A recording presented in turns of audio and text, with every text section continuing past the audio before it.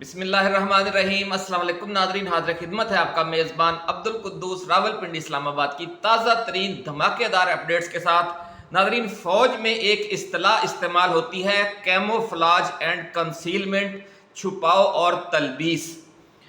यानी दौरान जंग ऐसे हथकंडे इस्तेमाल करना कि दुश्मन आपकी पोजीशन का दुरुस्त अंदाज़ा ना लगा सके।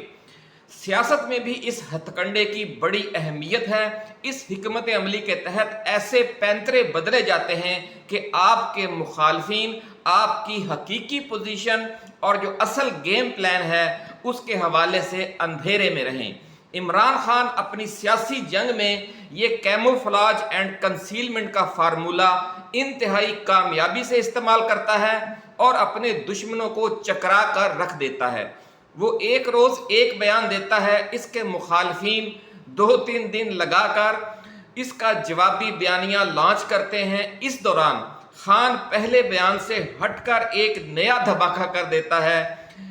और सियासी मुखालफिन अपने पिछले 3 रोज़ की मेहनत को ज़ाया करके नए बयानिए की तश्कील में उलझ जाते हैं और इस जो उसकी छुपन छुपाई है ये सियासी हवाले से असल जो उसका प्लान है उसको मख्फी रखने के लिए उसके हवाले से फिर ये इल्ज़ाम लगाते हैं कि इमरान खान जो है वो यू टर्न खान है। वो यू टर्न खान नहीं है, वो आपको घुमा रहा है। असल कहानी ये है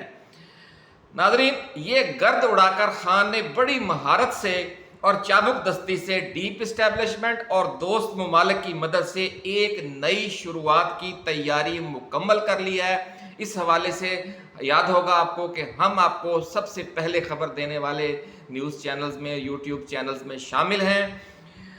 आला अदलिया की तरफ से नाज़रीन जो फैसले आ रहे हैं और दोस्त ममालिक चीन, सऊदी अरब, मुत्तहिदा अरब अमारात और कतर की तरफ से शहबाज हुकूमत की मदद से जो साफ इनकार कर दिया गया है, वो सब इसी नई शुरुआत का यानी इस नए ग्रैंड गेम प्लान का हिस्सा है जिसको खान ने बड़ी महारत से खुफिया रखा हुआ है। कभी फ़ौज के खिलाफ बयान दे देते हैं, कभी फ़ौज के हक में बयान दे देते हैं, कभी सियासी हुकूमत के साथ मुज़ाकरात के लिए महमूद अचकज़ई को नामज़द कर देते हैं, कभी महमूद अचकज़ई को रोक देते हैं। बड़े ही एक उन्होंने एक दिलचस्प खेल खेला हुआ है इनके साथ और समझ लें कि इनको वो नचा रहे हैं और इनको समझ नहीं आ रही कि हमने क्या करना है। और इस फार्मूले के तहत एक गैर यकीनी इस हुकूमत के बारे में पैदा कर दिया है जिसकी वजह से ये कुछ डिलीवर ही नहीं कर पा रही। ये बड़े सियाने बनते थे कि जी हम तजर्बाकार हैं, इनसे कुछ नहीं हो सका और ये खान इन्हें नचा रहा है। असल सूरत हाल ये है। आज ये सारी एक्सक्लूसिव तफसीलात हम आपकी खिदमत में पेश करेंगे तो आपको अंदाज़ा लगाने में आसानी होगी कि अल्हम्दुलिल्लाह जो मामलात हैं वो कितने आगे बढ़ चुके हैं, जो असल खेल है और मंजिल अब कितनी करीब आ गई है। नाज़रीन, सऊदी सालसी में फ़ौज और इमरान खान के दरमियान मुज़ाकरात की जो खबरें हम अपनी वीडियोज़ में ब्रेक किया करते थे, आज हामिद मीर, जावेद चौधरी, साबिर शाकर और असद तूर सब अपने वीलॉग्स और टीवी टॉक शोज़ में हालिया चंद हफ्तों के दौरान इमरान खान और फ़ौज में जारी रहने वाले राब्तों के हवाले से अब खबरें देने लग गए हैं। लेकिन आपके इस चैनल ने हमेशा बहुत आगे की खबर ब्रेक की है। असल सूरत हाल ये है नाज़रीन कि हमारे बड़े बड़े एंकर्स और यूट्यूबर्स आज जिन मुलाकातों की खबरें ब्रेक कर रहे हैं ये पिछले हफ्तों का मामला है। आजकल क्या हो रहा है और कप्तान और फौज के जो पसे पर्दा मुज़ाकरात हैं, ट्रैक 2 मुज़ाकरात, उनमें बड़ी पेशरफ्त के बाद अगले सेटअप बारे क्या इंतजामात हो रहे हैं और किन लोगों को ऑन बोर्ड किया जा रहा है, ये एक्सक्लूसिव तफसीलात आज की इस वीडियो में शामिल हैं। हम आपके साथ ये तफसील शेयर करेंगे पूरी और साथ ही ये भी बताएंगे कि मौलाना फजलुर रहमान के अपने बाएतमाद तरीन रहनुमाओं के हमरा अचानक सऊदी अरब जाने और उम्रा की अदायगी के दौरान क्या बड़ी पेशरफ्त हुई है और इसका कप्तान और इस्टेब्लिशमेंट के दरमियान जारी ग्रैंड डायलॉग से क्या ताल्लुक है और वतन वापसी पर मौलाना फजलुर रहमान अगले 48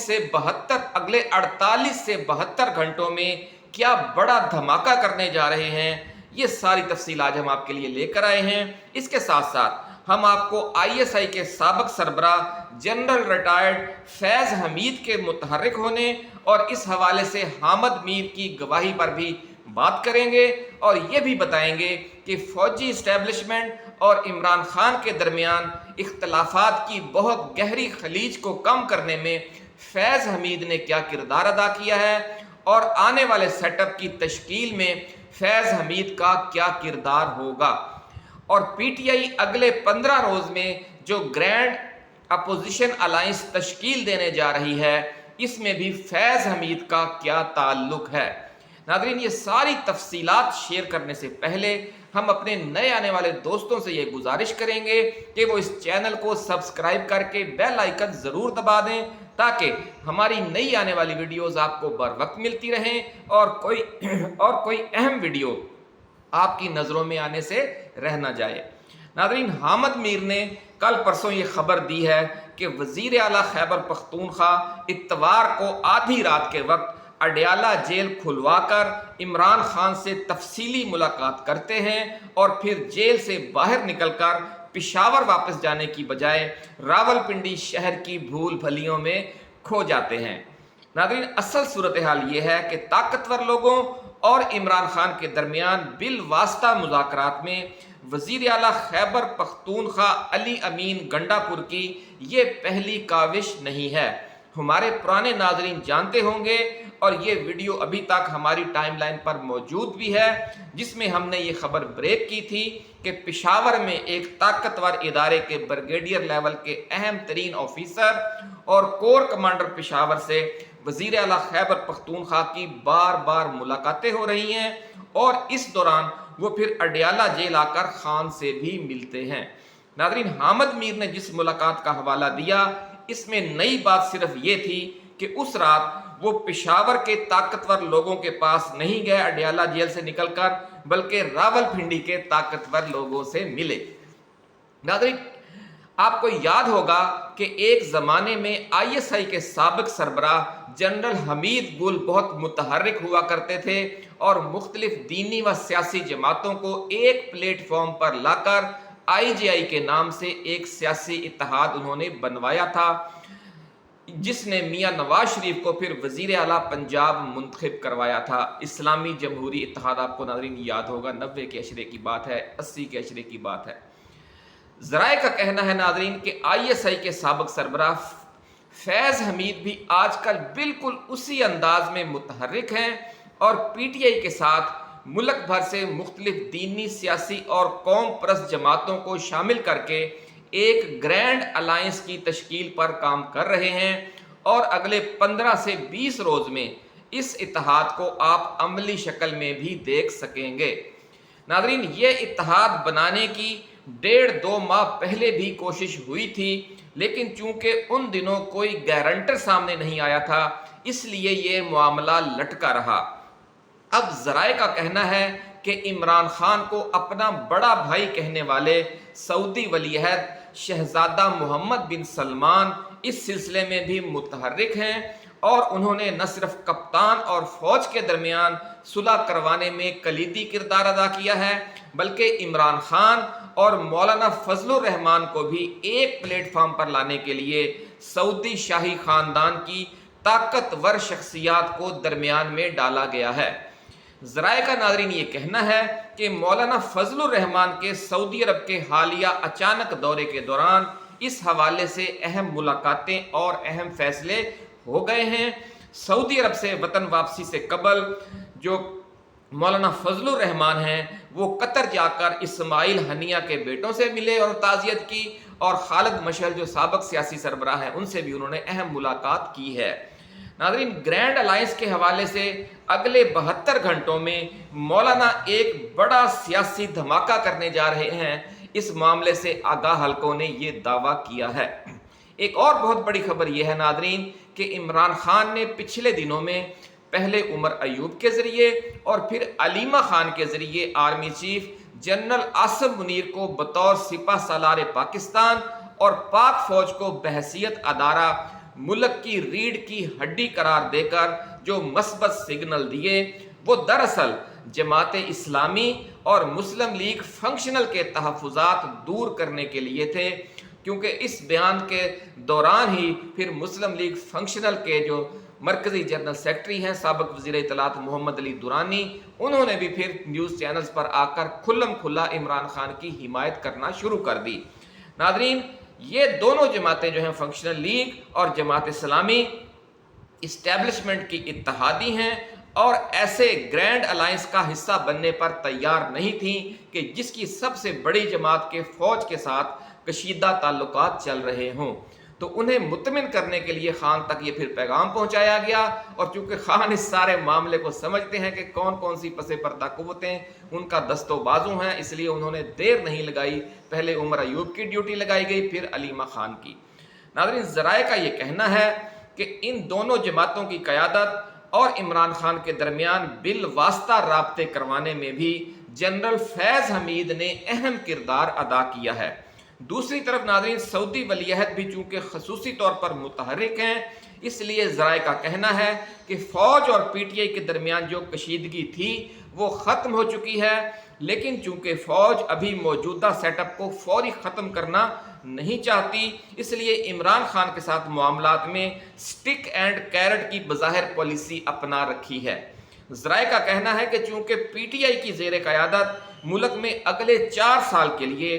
ग्रैंड अलायंस की हुकूमत लाने का जो रोड मैप तय कर लिया गया है, इसमें सुप्रीम कोर्ट ऑफ पाकिस्तान का अहम किरदार होगा, इसलिए इस नए प्लान पर चीफ जस्टिस काजी फायज ईसा की रिटायरमेंट के फौरी बाद अमल शुरू हो जाएगा। बड़ी खबर नाज़रीन हम आपके साथ शेयर कर रहे हैं कि अगले 4 साल के लिए ग्रैंड अलायंस की हुकूमत लाने का फैसला हो चुका है। नाज़रीन, इमरान खान और फौज के दरमियान जारी राब्ते की खबरें बाहर आने के बाद शहबाज हुकूमत ने इस्टेब्लिशमेंट के साथ शिकवे शिकायत बढ़ा दिए, जिस पर फिर इमरान खान तक हंगामी नया पैगाम पहुंचाया गया। उन्हें कहा गया कि मेहरबानी करें 1-2 बयानात फौज के खिलाफ भी दें। तो इसलिए फिर आपने देखा कि पिछले 1-2 दिनों में उन्होंने फौज के खिलाफ भी थोड़ा सा गर्मा गर्मी दिखाई है और कहा जी फौज मुझसे माफ़ी मांगे, फौज ने मेरे साथ जुल्म किया है, और इसी तरह उन्होंने मुख्तलिफ बयानात दिए। ये उसी सिलसिले की कड़ी है, कैमोफ्लाज एंड कंसीलमेंट। और नाज़रीन, अब ये कहा जा रहा है इमरान खान की तरफ से कि भी हम फौज को से माफ़ी नहीं मांगेंगे, फौज हमसे माफ़ी मांगे, ये ताकि एक बज़ाहिर लड़ाई नज़र आती रहे और शहबाज हुकूमत की आंखों में धूल झोंकी जा सके।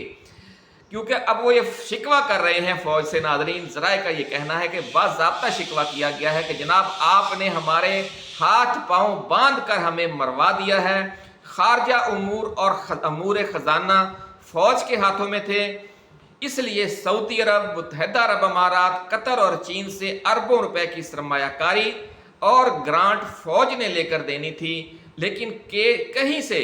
एक धेला भी नहीं आया, जिससे हुकूमत सख्त मुआशी दबाव में आ गई है और परफॉर्म नहीं कर पा रही।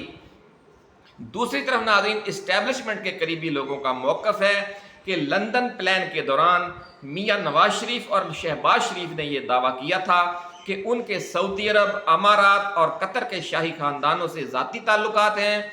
और चीन की हुकूमत शहबाज स्पीड की बहुत मद्दा है, इसलिए एक बार नून लीग की हुकूमत किसी तरीके से मुल्क में कायम कर दी जाए, हम इन चारों ममालिक से अरबों डॉलर की इमदाद और सरमायाकारी लाकर मुल्क का मुआशी बहरान ख़त्म कर देंगे। नवाज शरीफ ने वतन वापसी से कबल इस हवाले से सऊदी अरब और अमारात का दौरा भी किया, कतर और चीन जाने का ऐलान भी किया, लेकिन ये दौरे मुलतवी हो गए। हुकूमत बन जाने के बाद भी नवाज शरीफ, शहबाज शरीफ और इसहाक डार ने इन ममालिक के दौरे किए, लेकिन शरीफ ख़ानदान के ज़ाती ताल्लुकात का फ़ायदा कहीं भी इस्टेब्लिशमेंट को और या 25 करोड़ आवाम को नज़र नहीं आया।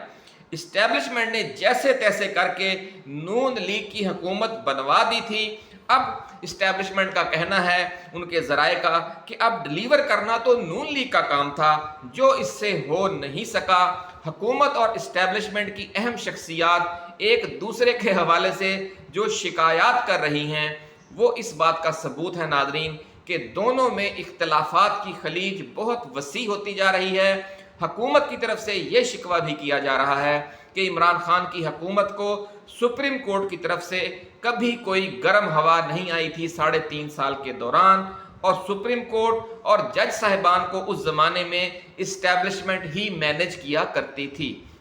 لیکن نون لیگ کی موجودہ حکومت اور جو سابق 18 ماہ کی حکومت تھی، دونوں کو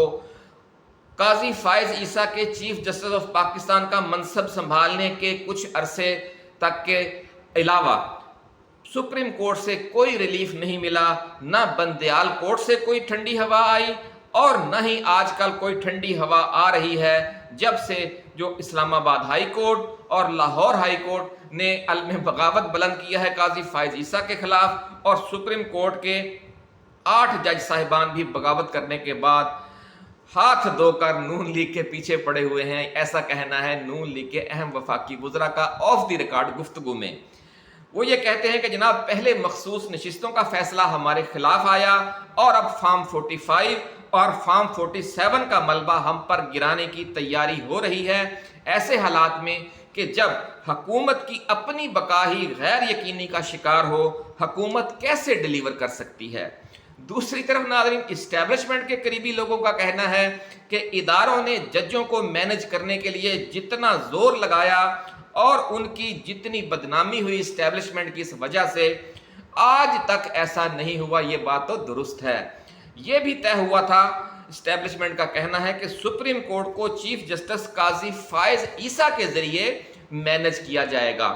اور قاضی فائز عیسیٰ کے بارے میں شریف خاندان اور زرداری خاندان کا دعویٰ ہوا کرتا تھا کہ وہ ان کا آدمی ہے، لیکن حکومت اور اسٹیبلشمنٹ کی بھرپور سپورٹ کے باوجود قاضی فائز عیسیٰ سپریم کورٹ کو مینج نہیں کر سکا۔ تو اس میں فوج یا اسٹیبلشمنٹ کا کیا قصور ہے؟ مخصوص نشستوں والے کیس میں آدمی آپ نے دیکھا کہ قاضی کو موقع دینے کے لیے، وقت دینے کے لیے اس کیس کو کتنا طول دیا گیا اور پھر فیصلہ سنانے میں بھی کتنا وقت لیا گیا، لیکن قاضی مینج نہیں کر سکا اپنے کولیگز کو۔ ناظرین، نون لیگ نے اسٹیبلشمنٹ کے خلاف جو بلیم گیم شروع کر رکھی ہے، اس سے بھی یہی نظر آ رہا ہے کہ خود انہیں بھی اب اپنے جانے کا یقین ہو گیا ہے اور وہ مستقبل کا بیانیہ تراش رہے ہیں۔ اسٹیبلشمنٹ کا ناظرین ایک اعتراض یہ بھی ہے کہ حکومت میں آنے سے پہلے نہ نون لیگ کوئی بیانیہ بنا سکی اور نہ حکومت کے آنے کے بعد، حکومت سنبھالنے کے بعد ان سے کوئی بیانیہ ڈیولپ ہو سکا ہے۔ جو کچھ بھی کر رہی ہے اسٹیبلشمنٹ خود زور لگا رہی ہے، انہوں نے نااہلی کی انتہا کر رکھی ہے اور صرف لوٹ مار اور پیسہ کمانے میں لگے ہوئے ہیں۔ بجلی اور آئی پی پیز کے مسئلہ پر جو مہم چل رہی ہے، اس کا جواب بھی وہ نہیں دے پا رہی شہباز سرکار۔ دوسری طرف نون لیگ کا بھی موقف سن لیں،